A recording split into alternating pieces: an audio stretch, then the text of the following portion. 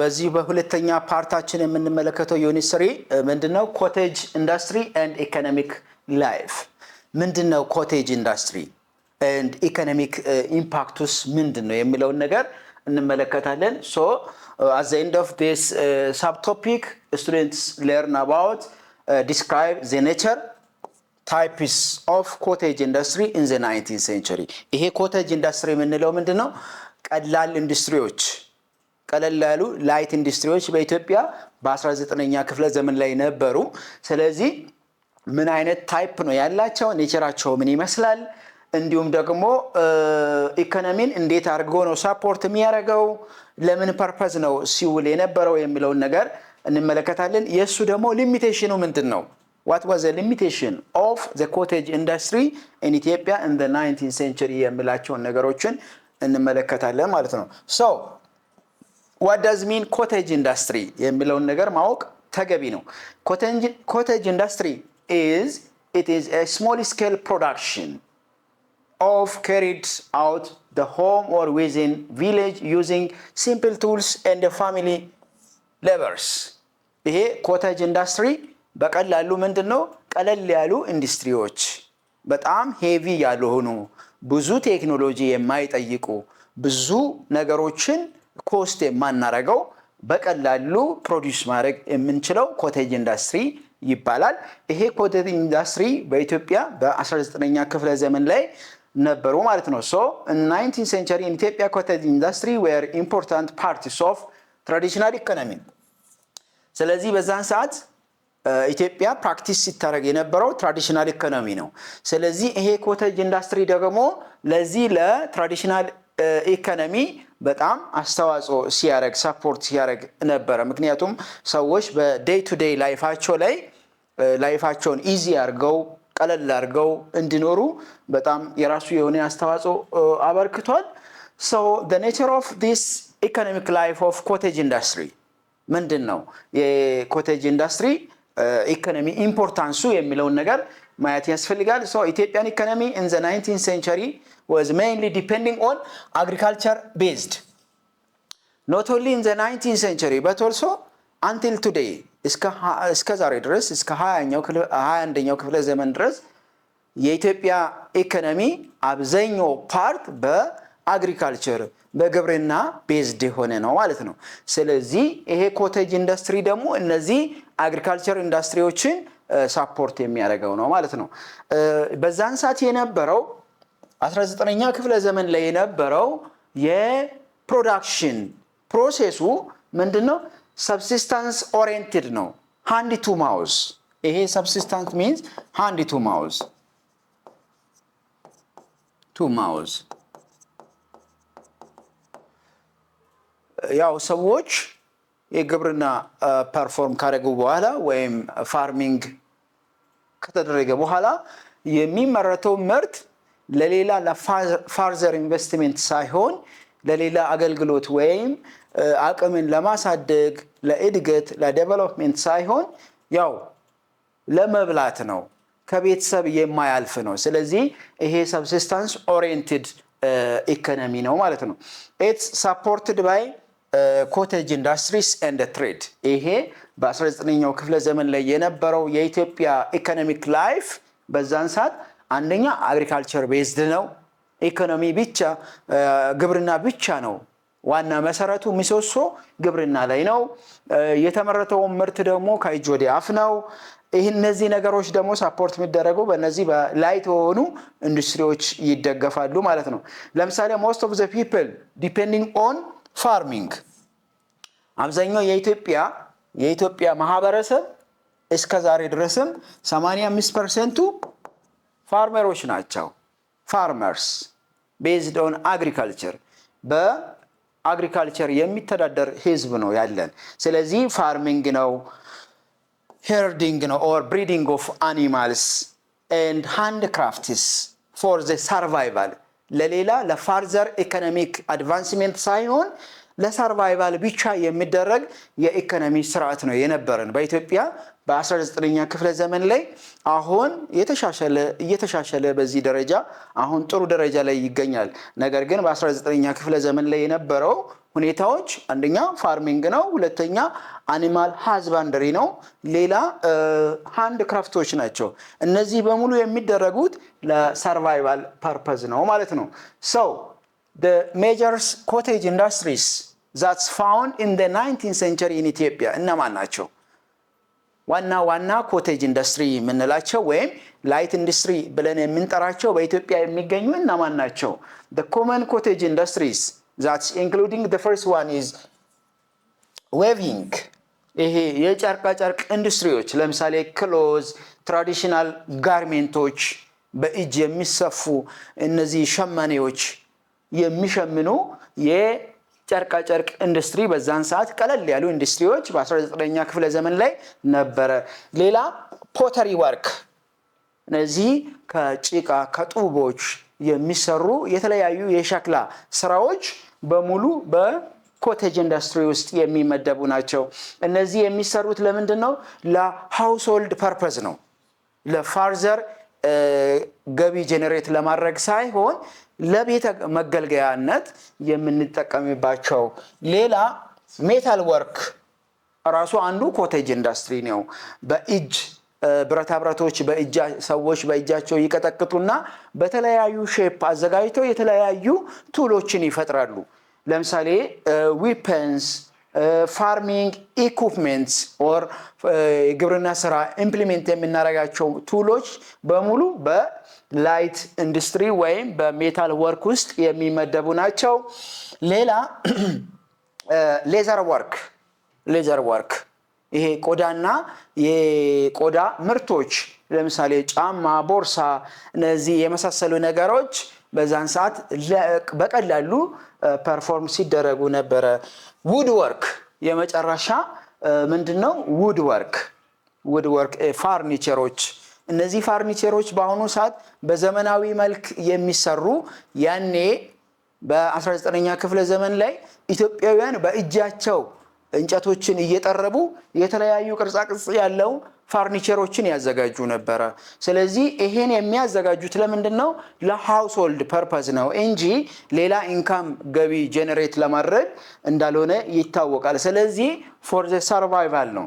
So these were produced by using local raw materials እነዚህ ሙሉ እቃዎች የሚሰሩት በሎካል ራው ማቴሪያሎችን ጥሬ እቃዎችን በመጠቀም ነው ሲሰሩ የነበሩት። ፐርፐዙም ደግሞ የሚሰራበት ዋና ፐርፐዙም ለፋርዘር ኢንቨስትመንት ሳይሆን ለሃውስሆልድ ዩዜጅ ነው ማለት ነው። ሶ ፕሮዲዩሰር ኦፍ ኮቴጅ ኢንዱስትሪ እነማን ናቸው? ፕሮዲዩስ የሚያደርጉት ወይም ፕሮዳክሽኑን የሚፈጽሙ አካላት እነማን ናቸው? ፕራክቲስድ ባይ ዘ ፋርመርስ ይሄን ከሚያደርጉ ሰዎች በ19ኛ ክፍለ ዘመን ከነበረው ይሄ ኮቴጅ ኢንዱስትሪን ፐርፎርም ከሚያደርጉ ሰዎች የመጀመሪያ ገበሬዎች ናቸው። ገበሬዎች ወይ አርሶ አደሮችና የነሱ ፋሚሊዎች፣ አርሶ አደሮች ፋሚሊዎቻቸው፣ አርቲስቲያንስ such as blacksmiths ምንላቸው፣ ፖተሪስ፣ ዌቨርስ and ታይነርስ እነዚህ በሙሉ የሙያ ስራ የሚሰሩ ለምሳሌ ሸመኔዎች፣ ቆዳ ፋቅ እያደረጉ የሚሰሩ ሰዎች እነዚህ በሙሉ በአርቲስቲያን ስር የሚመደቡ ናቸው ማለት ነው።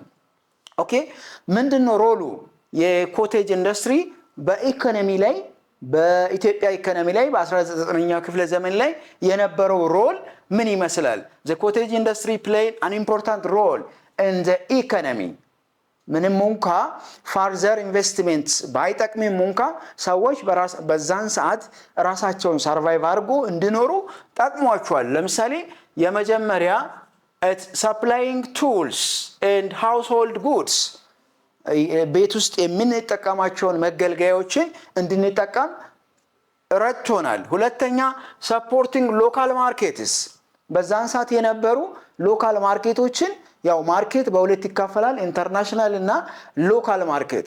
ስለዚህ በ19ኛ ክፍለ ዘመን ላይ በኢትዮጵያ የነበረው አብዛኛው ሎካል ማርኬት ነው። ስለዚህ እነዚህ ኮቴጅ ኢንዱስትሪ ፕሮዳክቶች ሎካል ማርኬቶችን ሰፖርት ሲያደርጉ ነበረ እና ሎንግ ዲስታንስ ትሬድንም ሰፖርት ሲያደርግ ነበረ። ፕሮቫይዲንግ ኤክስትራ ኢንካም፣ ትንሽም ቢሆን ኤክስትራ ኢንካም ሰዎች እንዲያገኙ ወይም ፋርመሮች እንዲያገኙ ጠቅሟቸዋል። ሌላኛው የመጨረሻው ምንድነው? ኢትስ ቬሪ ኢምፖርታንት ቱ strengthening the self sufficiency of the communities። ሰልፍ ሰፊሽንት ሆኖ ራሳቸውን ችሎ የሌሎች ሰዎችን እጅ እንዳያዩ ጠቅሟቸዋል። ስለዚህ የኮቴጅ ኢንዱስትሪ ሮል ቀላል የሚባል ሮል አይደለም ማለት ነው። ምክንያቱም ሰዎች ራሱን ችሎ መመገብ ከቻለ፣ ራሱን ችሎ ቤት ውስጥ የተለያዩ ማቴሪያሎችን ፕሮዲዩስ ማድረግ ከቻለ፣ ስለዚህ ከፍተኛ የሆነ ሰፖርት አለው ማለት ነው። ሶ the relationship between trade and the cottage industry ምን ይመስላል? በዛን ሰዓት in the 19th century በኢትዮጵያ የነበረው የኮቴጅ ኢንዱስትሪ እና የንግድ ግንኙነታቸው ምን አይል ነው? ይሄ ኮቴጅ ኢንዱስትሪ ላይ ፕሮዲዩስ የተደረጉ ጉዶች እና ሰርቪሶች ወደ ገበያ የሚወጣ የሚለውን ነገር እንመለከታለን። so cottage industry products were sold in local market only። ስለዚህ በዚህ በቀለል ባሉ ኢንዱስትሪዎች የሚሰሩ ስራዎች ወይ የሚሰሩ እቃዎች የሚመረቱ እቃዎች በሎካል ማርኬት ነው የሚሸጡት እንጂ ለኢንተርናሽናል ማርኬት አይሸጥም ማለት ነው። ያ ማለት ሊሚቴሽን አለው ማለት ነው። ኢንተርናሽናል ማርኬት አይወጣም፣ እዚሁ ሀገር ውስጥ ይሸጣል ማለት ነው። ሶ ሌላ some goods entered long distance trade routes። አንዳንድ የሚመረቱ በኮቴጅ ኢንዱስትሪ ላይ የሚመረቱ እቃዎች እስከ ሎንግ ዲስታንስ ትሬድ እስከ ሀገር ጫፍ እስከ ጫፍ ይሄዳሉ። አንዳንዶቹ ጉዶች ወይም አንዳንዶቹ እቃዎች እዛው በቅርበት የሰዎች ገዝቶ የሚጠቀሙ ይሆናል። አንዳንዶቹ እንደና ወርቅ የመሳሰሉ ከሀገር ጫፍ እስከ ጫፍ፣ ከደቡብ ጫፍ እስከ ሰሜን ጫፍ፣ ከምስራቅ ጫፍ እስከ ምዕራብ ጫፍ የሚሄድበት ሁኔታዎች አሉ ማለት ነው። ሶ ትሬድ ኮኔክትድ ሩራል ፕሮዲውሰርስ። ይሄ ትሬድ ሎንግ ዲስታንስ ትሬድ እነማንን ኮኔክት ያደርጋል? በገጠር አካባቢ የሚኖሩ ካንትሪ ሳይድ ላይ የሚኖሩ ሰዎችን ሊንክ ያደርጋል፣ ኮኔክት ያደርጋል ማለት ነው። ሶ ዊዝ አርባን ማርኬትስ፣ ከተማ ካሉ ሰዎችን ከገጠሮች ጋር ከገጠር ሰዎች ጋር፣ ለምሳሌ ገጠር ላይ ፕሮዳክትን ፕሮዲዩስ የሚያደርጉ ሰዎች አሉ። እነዚህ ሰዎች ከነማ ጋር ይገናኛሉ? ከአርባን ሴንተር ካሉ ነጋዴዎች ጋር እንዲገናኝ ያደርጋል ማለት ነው። ስለዚህ በዛን ሰዓት የነበረው ትሬድ ሎንግ ዲስታንስ ትሬድ ትልቁ ጥቅሙ ምንድነው? ሩራል አካባቢ ካንትሪ ሳይድ ላይ የሚኖሩ ሰዎች ፕሮዳክታቸውን ፕሮዲዩስ አድርጎ ወዴት ይመጣሉ? ወደ አርባን ሴንተር ይመጣሉ፣ ከነጋዴዎቻቸው ጋር ይገናኛሉ ማለት ነው። ሶ this cottage industry as well as long distance trade, it strengthens the interaction between the region and the people። የተለያዩ ክልሎች፣ የተለያዩ ኪንግደሞች፣ የተለያዩ ስቴቶች ከተለያዩ ሰዎች ጋር እንዲገናኙ የመገናኘት እድላቸውን ይፈጥራል ማለት ነው። ስለዚህ ይሄ ቀላል የሚባል ኮቴጅ ኢንዱስትሪ እና ሎንግ ዲስታንስ ትሬድ ቀላል የማይባል ሊንኬጅ አላቸው፣ ሪሌሽንሺፕ አላቸው ማለት ነው። so this is in 19th century። ይሄኛው በምስሉ የምንመለከተው ሃይራርኪ በ19ኛው ክፍለ ዘመን ላይ የነበረው ትራዲሽናል ኢትዮጵያን ኢኮኖሚን የሚያሳይ ነው ማለት ነው። ባህላዊ የኢኮኖሚ ስርዓት በኢትዮጵያ የነበረውን በ19ኛ ክፍለ ዘመን ላይ የነበረውን ያሳያል። በአንደኛ ደረጃ ላይ መጀመሪያ እንደተመለከትነው የሚያስቀምጠው ምንድነው? አግሪካልቸር ነው። ሶ አግሪካልቸር ቤዝድ ስለሆነ ከዛም ቀለል ብሎ ደግሞ ቀለል ያሉ ኮቴጅ ኢንዱስትሪዎች ይመጣሉ። ለምሳሌ ዌቪንግ፣ ፖተሪ፣ ሜታል ወርክ፣ ሌዘር ወርክ፣ እነዚህ በሙሉ ቀለል ያሉ ኢንዱስትሪዎች ናቸው። እነዚህ ኢትዮጵያውያን በ19ኛ ክፍለ ዘመን ላይ ፐርፎርም ሲያደርጉ የነበረው የኢኮኖሚ ላይፍ ነው ማለት ነው። ለምሳሌ በሬዎች ተጠምዶ እንደዚህ ሲታረሱ ያሳያል። እዚህ ጋር ደግሞ የሽመና ስራ ሰዎች በትራዲሽናል ዌይ የሽመና ስርዓት ሲካሄድ እዚህ ጋር ደግሞ የንግድ ስርዓቶች ሲካሄዱ የሚያሳይ ስዕል ነው ማለት ነው። ስለዚህ ከዛም ደግሞ ወረድ ስል ምንድነው ሎካል ማርኬቶችና ትሬድ ሴንተሮች አሉ። ሎካል ማርኬቶች ይሄ ሎንግ ዲስታንስ ትሬድ ላይ የተመለከትናቸው ሴንተሮች ናቸው። መጨረሻ ላይ ኢኮኖሚክ ላይፍ ኦፍ ዘ ሶሳይቲ ያው ብዙም ባያድግም ለሰርቫይቫል የጠቀመበት ሁኔታ ነው ማለት ነው። ሶ በዚህ ሰብ ቶፒክ ላይ የተመለከትነው ኮቴጅ ኢንዱስትሪ ምንድነው? ኮቴጅ ኢንዱስትሪ ማለት ምን ማለት ነው? ስለዚህ ከዚህ በኋላ ኮቴጅ ኢንዱስትሪ ከተባለ ላይት ኢንዱስትሪ ነው። በጣም ሄቪ ያልሆነ ቀለል ያሉ ሰዎች ጉድንና ሰርቪሶችን ፕሮዲዩስ አድርጎ ለሰርቫይቫል ፐርፐዝ የሚጠቀሙ ብሎም ደግሞ ለሎካል ማርኬት ፕሮዲዩስ የሚያደርጉት ነው ማለት ነው። ስለዚህ ይሄ ኮቴጅ ኢንዱስትሪ በኢኮኖሚ ላይ ምን አይነት አስተዋጽኦ አበርክቷል የሚለውን ነገር፣ ሌላ ደግሞ ሊንኬጁ ምን ይመስላል ከማጋ ከሎንግ ዲስታንስ ትሬድ ጋር የነበረው ኮቴጅ ኢንዱስትሪ ሊንኬጁ ምን ይመስላል የሚለውን ነገር አይተናል።